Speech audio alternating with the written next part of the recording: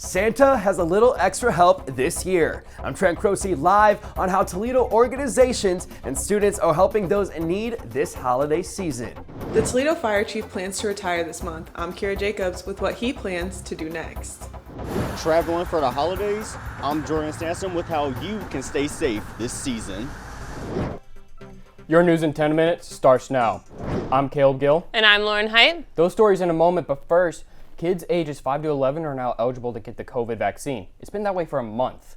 The Toledo-Lucas County Health Department started COVID vaccine clinics shortly after the CDC's announcement. But as UT10's Shabazz Khan shows us, pediatricians are still overcoming objections from concerned parents. The Rocket Pediatrics in the Rupert Health Center at the UTMC campus is administering COVID vaccines for kids. Our office just started 2 weeks ago. We've done a couple vaccine clinics to dose the children in the area.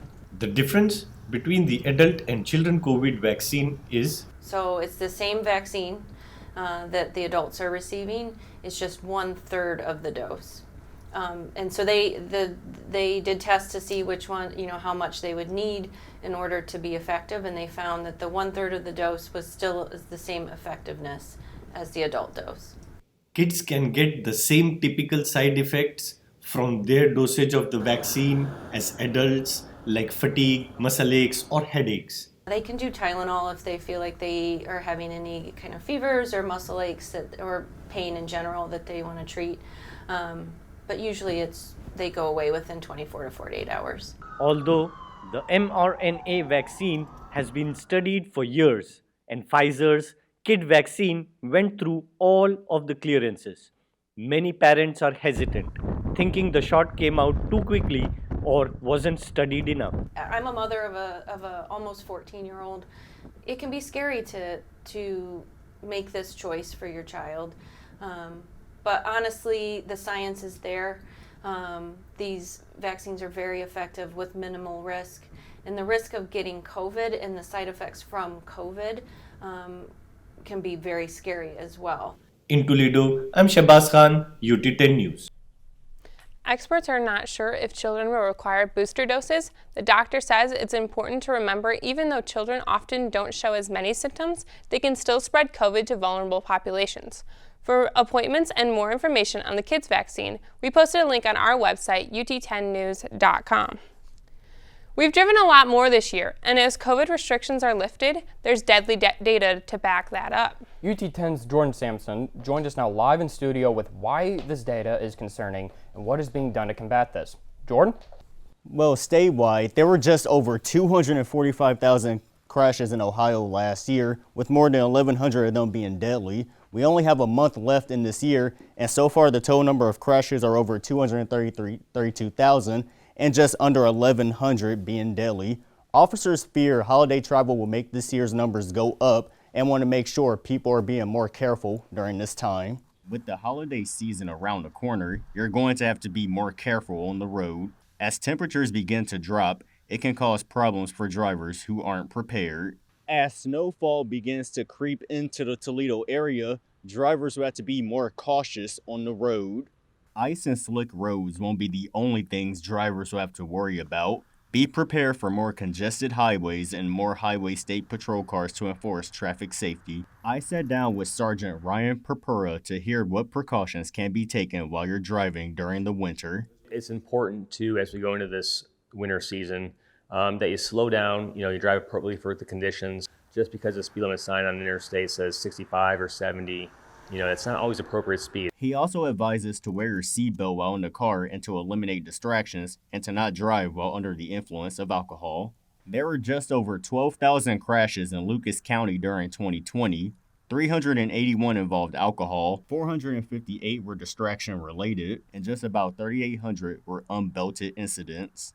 In comparison to this year, we've already surpassed these numbers with about a month left to go. Looking forward to the future, Governor Mike DeWine announced last month that $23 million has been awarded to improve traffic safety and reduce fatalities. The money will be divided up into 4 categories, with most of it going to statewide programming. Lucas County was one of 10 counties to receive a grant for countywide OVI task forces. Not every county is eligible to receive funding, and Director of the Ohio Traffic Safety Office, Felice Moretti, explains why. If you're an agency who is fortunate enough not to have any fatalities in their jurisdiction, we wouldn't have a whole lot of funding available for you. But if you're an agency who has a disproportionate number of fatalities, we encourage them to partner with us. Right here, you see all 10 counties who will receive funding for the OVI Task Force program. And as you can see, they're targeted more towards the urban areas in Ohio.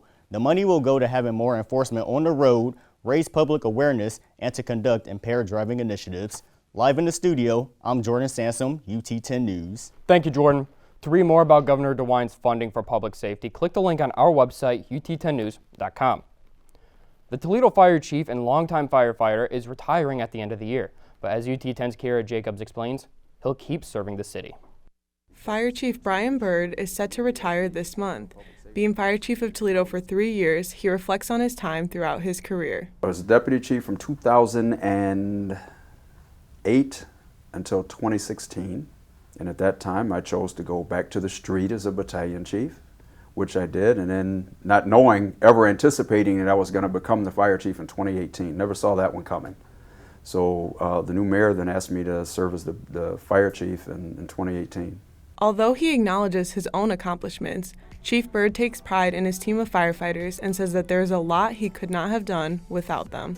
I don't see anything that has been accomplished as any singular thing that happened because of me. We have a great group of people, a great administrative team up here now, and our people out there on the street do what they do every day. So the fact that we got through COVID and all the challenges of 2020 related to COVID and our staffing issues, I would say that's been one of our biggest successes, was surviving that as a department, and we never failed once to respond during that time. Even though Chief Bird plans to retire, it won't be for long. He will retire for 2 months and then come back as the new Director of Public Safety with a deputy serving by his side.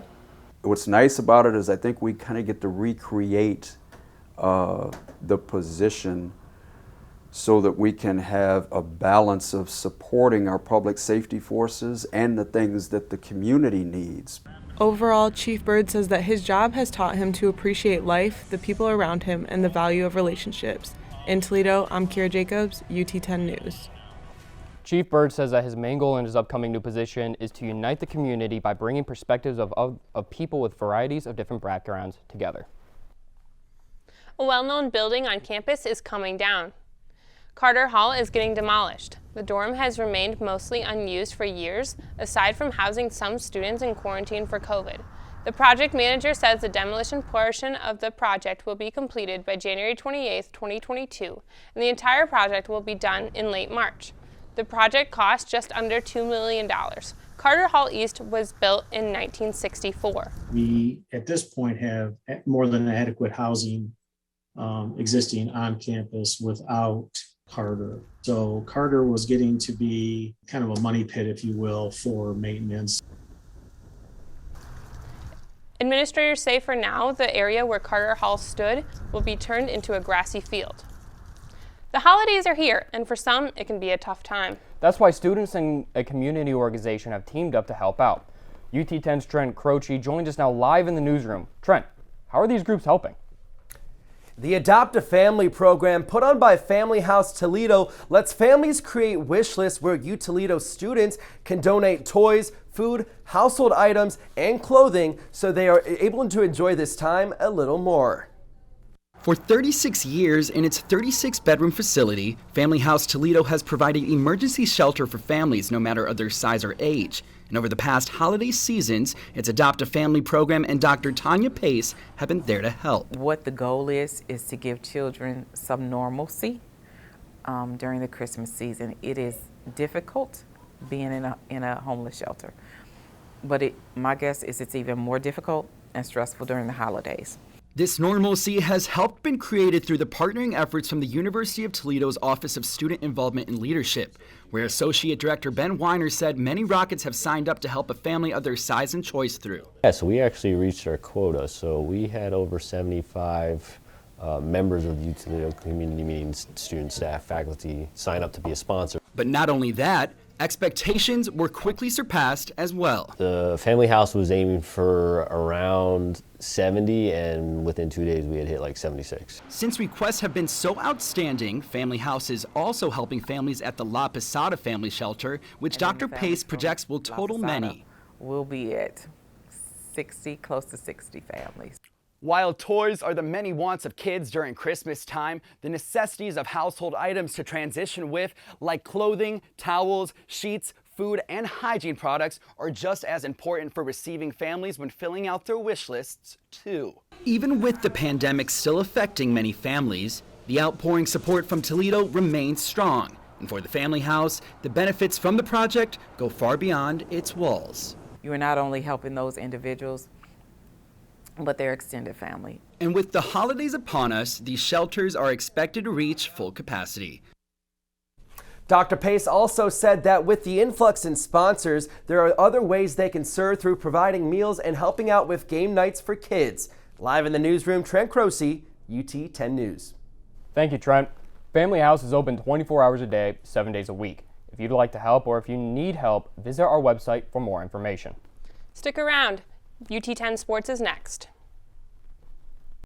We are now to our student categories. It's another win. Spring 2021 UT10 crew. For UT10, celebrating the best in community service and local journalism. The Press Club of Toledo recognizes UT10 News with the prestigious Touchstone Award in student television. Congratulations to all of our winners. Student-produced, award-winning UT10 News.